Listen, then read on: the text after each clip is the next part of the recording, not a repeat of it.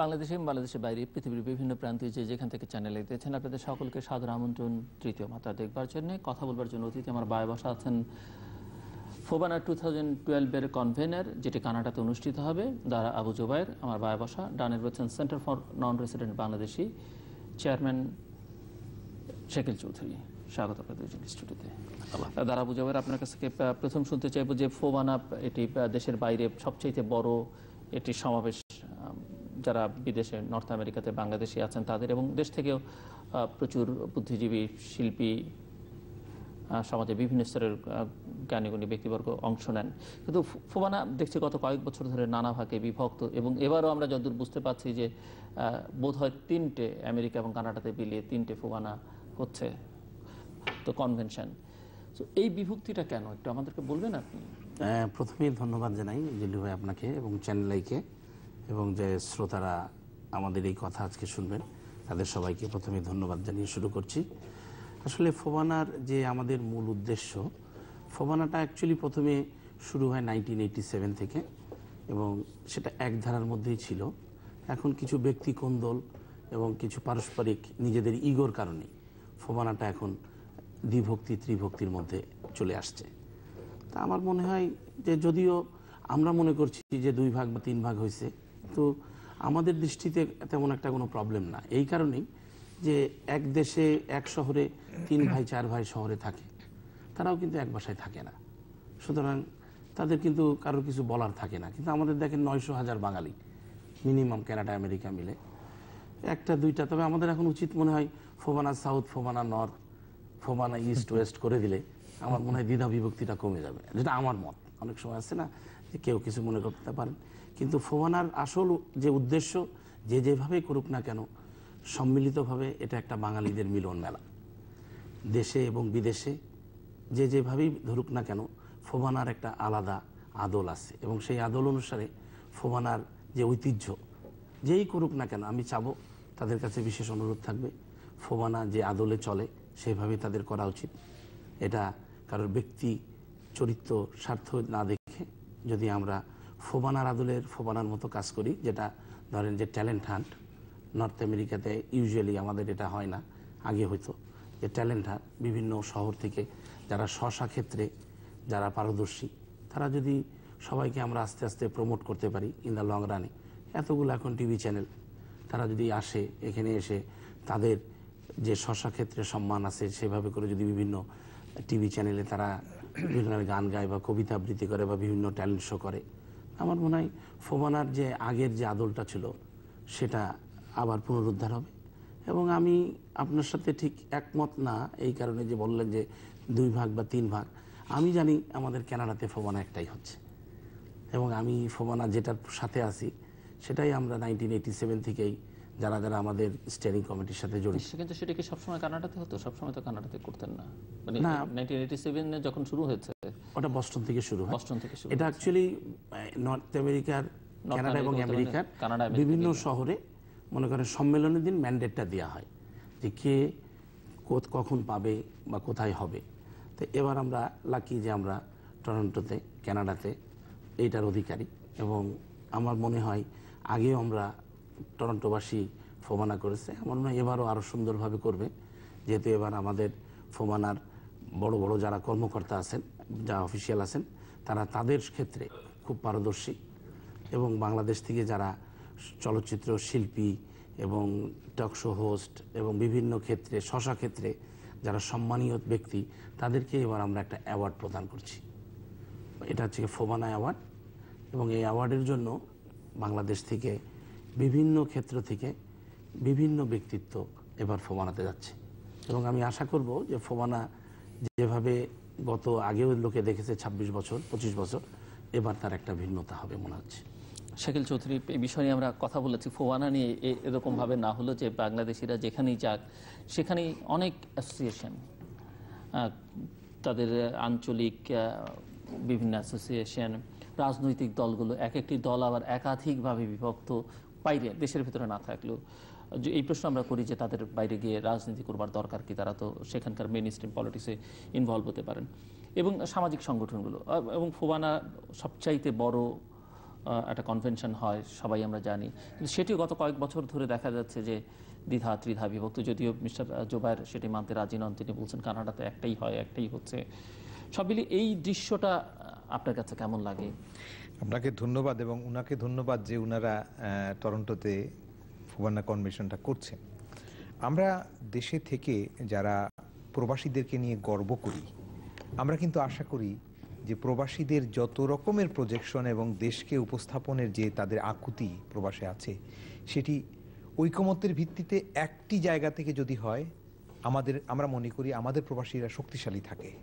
কারণ আপনি দেখবেন নন রেসিডেন্ট বাংলাদেশিজ এবং নন রেসিডেন্ট ইন্ডিয়ানদের মধ্যে শক্তির কিন্তু একটি ভিন্নতা আছে। অবশ্যই ভারতীয়রা অনেক বেশি সংঘবদ্ধ, ঐক্যবদ্ধ ব্যবসা বাণিজ্যে, সামাজিক ক্ষেত্রে, রাজনৈতিক ক্ষেত্রে, বিশেষ করে প্রবাসের কথা বলছি। আমাদের সেই শক্তি কিন্তু ছিল, আমরা সেই শক্তিটা ক্ষয় করে ফেলছি নিজেদের মধ্যে বিভাজনগুলো করার কারণে। যদি আমরা সেটি না করতে পারতাম, তাহলে শিক্ষা, সংস্কৃতি, ব্যবসা বাণিজ্য, আমাদের যে স্কিলগুলো তৈরি হয়েছিল, এগুলোকে আমরা অনেক বেশি প্রজেক্ট করতে পারতাম। এবং আমরা বাইরে গিয়ে যখনই যাই, আমরা খেয়াল করি রাজনৈতিক বিভাজন তো আছেই, দেশীয় রাজনীতির শাখা উপশাখা সেখানে আছে, সেগুলোর কারণে আমাদের প্রবাসীরা বিভাজিত। স্থানীয় সংগঠন যেগুলো আছে সেগুলোর কারণেও বিভাজিত। এবং এই যে সাংস্কৃতিক যে সংগঠনগুলো আপনারা বলছেন, যারা সভ্যতা সংস্কৃতির বিকাশ করবার জন্য বা উপস্থাপন করবার জন্য সেখানে কাজ করছেন, তাদের যে বিভাজন, এই শিল্পী সংস্কৃতি কর্মীদের মধ্যে ঐক্যটা যদি আসতো, সেখান থেকে কেন্দ্র করে আমরা হয়তো আশা করতে পারতাম রাজনৈতিক বিভাজনগুলো হয়তো কমে আসতো। এই জায়গাগুলোকে আমরা করতে পারছি না। আমার ধারণা প্রবাসী যারা আছেন, বিশেষ করে এইগুলো নেতৃত্ব নিয়ে এই সংকটটা হয়, অথবা ব্যক্তিগতভাবে এই উনি যে কথাটি বললেন আমি তার সাথে একমত, যে একই কাজ করছেন, একই দর্শন নিয়ে এই ফুপানা যারা বিভিন্ন জায়গায়, আমেরিকাতে এবার হচ্ছে, অরল্যান্ডোতে হচ্ছে, এবং সেখান থেকেও আমরা শুনেছি বড় আকারে একটি হবে, আবার ছোট আকারে কিছু হওয়ারও তোড়জোড় আছে। এই যে জায়গাগুলো আছে, আমরা মনে করি কেন্দ্রীয়ভাবে একটি হওয়া এবং শহর ভিত্তিক প্রত্যেকের যার যার অবস্থানটাকে জাহির করবার জন্য বিভিন্ন সময়ে শহরে শহরে বা বিভিন্ন বড় বড় অঞ্চলগুলো যদি করতেন, তাহলে কিন্তু আরো ব্যাপকভাবে আমরা নিজেদেরকে উপস্থাপন করতাম। কারণ আমরা আশা করি আমাদের প্রবাসীরা বাংলাদেশটাকে সত্যিকার অর্থে রিপ্রেজেন্ট করেন। প্রবাসে সবাই কিন্তু তাই করেন, কেউ কিন্তু বাংলাদেশকে ছোট করে দেখেন না, সবাই বাংলাদেশকে বড় করে দেখেন।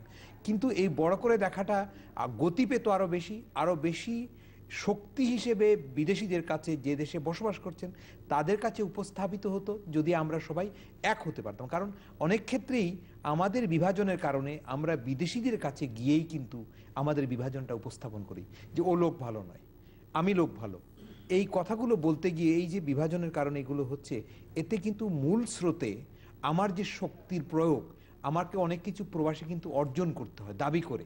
এই আমার দাবির যৌক্তিকতার পিছনে আমার শক্তিটা কমে যায়। এই জায়গাটা আমরা চাই এটা শক্তি হোক, একমত হোক। হ্যাঁ, ধন্যবাদ ভাই আপনাকে। আসলে আমাদের কিন্তু সবারই একটা মূল উদ্দেশ্য হচ্ছে যে আমাদের যেমন এবারে স্লোগান দিছি আমরা, অনুভবে চেতনায় আমাদের বাংলাদেশ, মানে at the end of the day মানে আমাদের বাংলাদেশ। সুতরাং যেভাবেই আমরা চিন্তা করি, middle of the night of the day, সকালে যে বলেন রাত্রে বলেন, আমাদের কিন্তু চিন্তা ভাবনার মধ্যেই বাংলাদেশ। সবাই কিন্তু চেষ্টা করছি আমরা যে বাংলাদেশকে কিভাবে সহযোগিতা করা যায়, ফোবানার মাধ্যমেই হোক, বিভিন্ন লোক আবার ডিফারেন্ট ব্যানারেও তারা করছে। কিন্তু আমাদের এই ফোবানার আসলে প্রবলেমগুলো হচ্ছে কি, যে ক্ষেত্রে যারা নিজেদেরকে ইগোর প্রবলেমের কারণেই এই ফোবানাটাকে আমরা এক করার চেষ্টা করেও করতে পারছি না। তবে ভবিষ্যতে আমরা হয়তো আরও যদি বড়োভাবে চেষ্টা করি হয়তো হতে পারে। কিন্তু আবারও আর এক দিক দিয়ে প্রবলেম হচ্ছে আমাদের, যে ফোবানার নামে কাউকে ম্যান্ডেট দেওয়া হচ্ছে, না দেওয়ার পরেও তারা ফোবানা নামে একটা অর্গানাইজেশনে ওইখানে কর্পোরেশন করে সেই নামে একটা ফোবানা করছে। তো এই জন্য অনেক সময় প্রবলেম হয় কি, বোঝা যায় না আসলেই এটা কোন ফোবানা, মূল কোনটা, বা কে কাকে ম্যান্ডেট দিচ্ছে। এই জিনিসগুলো কিন্তু বিভিন্ন জায়গায় আমাদের প্রবলেম হচ্ছে। এবং এটা নিয়ে অনেক সময় কিন্তু সেই সব দেশের কোর্ট কাছারিতেও আপনারা যাচ্ছেন, প্রবাসীদেরকে যেতে হচ্ছে। যেমন অনেক সময় আমি শুধু ফুবানার কথাই বলছি না, বিভিন্ন দেশের উদাহরণ হিসাবে বলতে পারি যে একটা অনুষ্ঠান আমি করব, এটার জন্য কোর্টের কাছে গিয়ে ইনজাংশন দাবি করছে, অথবা একটা নির্বাচন হবে আমার একটা সামাজিক সংগঠনের, সেটাকে না করবার জন্য আমরা কোর্ট কাছারিতে গিয়ে হাজির হচ্ছি। কিছুদিন আগে আমি ইংল্যান্ডে গিয়েছিলাম একটা ইউরোপের কনফারেন্স করতে প্রবাসীদের, ওই জায়গাতে ওই জিনিসগুলো আমরা দেখেছি। বাংলাদেশই একটা গুরুত্বপূর্ণ সংস্থা, তার নির্বাচনটা যাতে না হতে পারে তার জন্য এক পক্ষ কোর্টের কাছে গেছেন, কুইন্স কাউন্সিল সেখানে ইনভলভ হয়েছেন। এই জিনিসগুলোতে হয় কি, আমরা এমনিতেই মাইনরিটি বাইরে, আর আমরা কিন্তু ভারতীয়দের মতো, চাইনিজদের মতো, কোরিয়ানদের মতো আমরা কিন্তু অত বেশি অর্গানাইজড নই, যে কারণে যে শক্তি আমাদের ছিল, আর্থিক শক্তি বলেন, মানসিক শক্তি বলেন, এই শক্তির ক্ষয়টা হয়ে যাচ্ছে নিজেদের কাছে নিজেরা বিভাজিত হওয়ার কারণে। আপনি একটা কথা বলছিলেন শুরুতে যে আমরা একই লক্ষ্যে এবং উদ্দেশ্যে যদি কাজ করি, বিভিন্ন জায়গায় করতে পারেন, আমাদের কোনো দ্বিমত ছিল না। কিন্তু আমরা মনে করছি এই বিভাজনটা শুধু এই ব্যক্তিকেন্দ্রিক বিভাজনের কারণে অথবা অঞ্চলকেন্দ্রিক বিভাজনের কারণে আপনাদের ব্যক্তিগত সম্প্রীতিটাও কিন্তু অনেক ক্ষেত্রে নষ্ট হয়ে যায়।